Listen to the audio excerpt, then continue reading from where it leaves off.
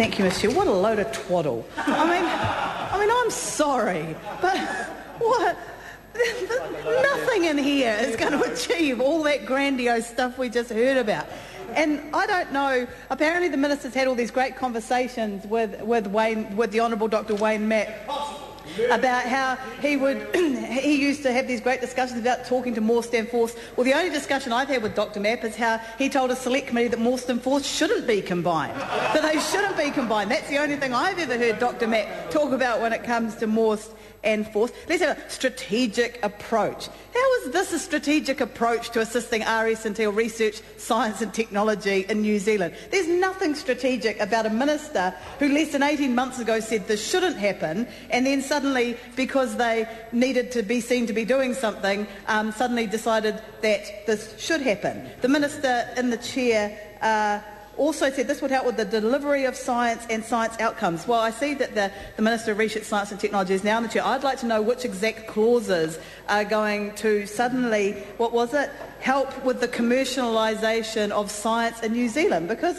what really worries me about that contribution is that nothing in this bill will do that. I mean, Labour is not going to vote against this part, not because we think it's going to be great, but because we don't think it will necessarily do any damage. But if the government seriously believes that this is going to be the step change in science in New Zealand by combining Morstan Force, then we're really in trouble. We're really in trouble when it comes to innovation, because it simply won't do that.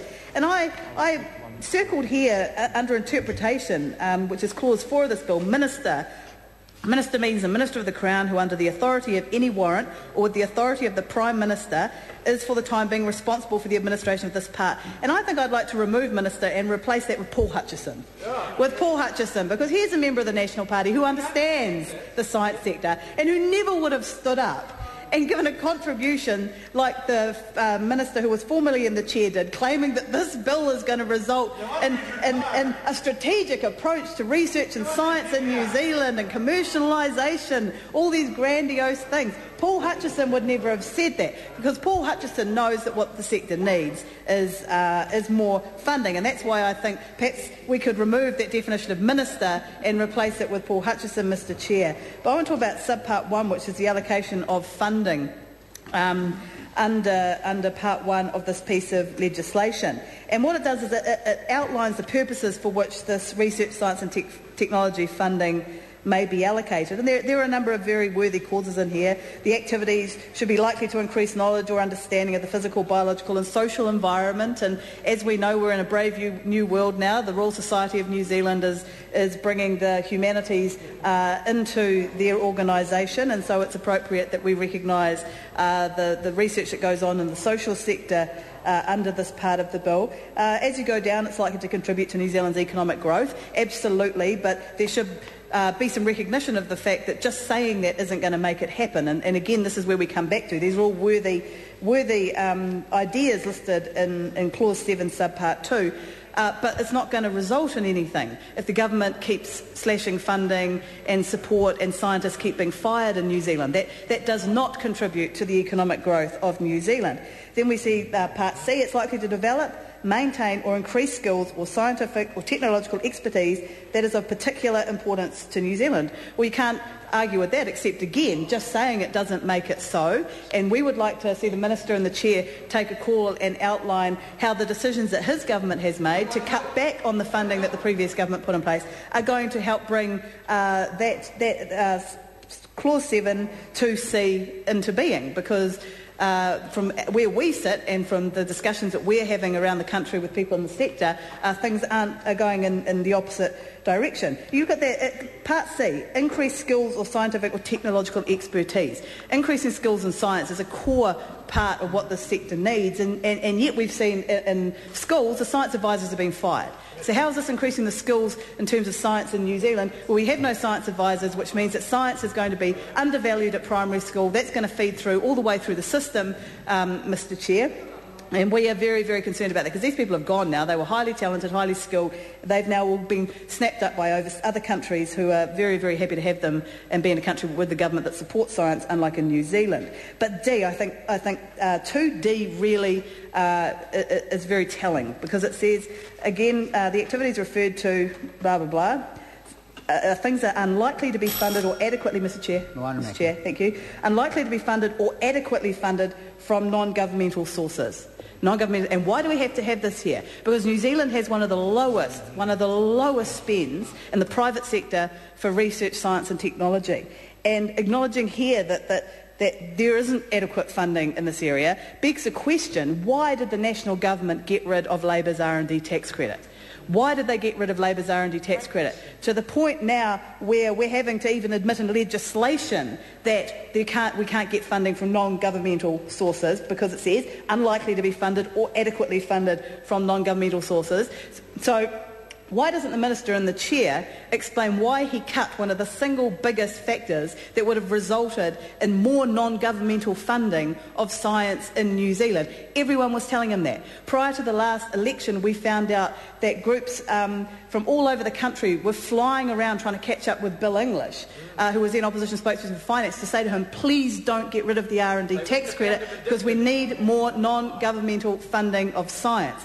And yet this government decided that, based on who knows what reason they have for doing anything in this area, that they were going to get rid of it. Well, they did that in Australia, and you know what? They had to bring it back because their funding fell so far down, and it was such a failure, and yet this government fails to take that on board. And we come to Clause 8, which is the criteria for assessing the RS&T funding.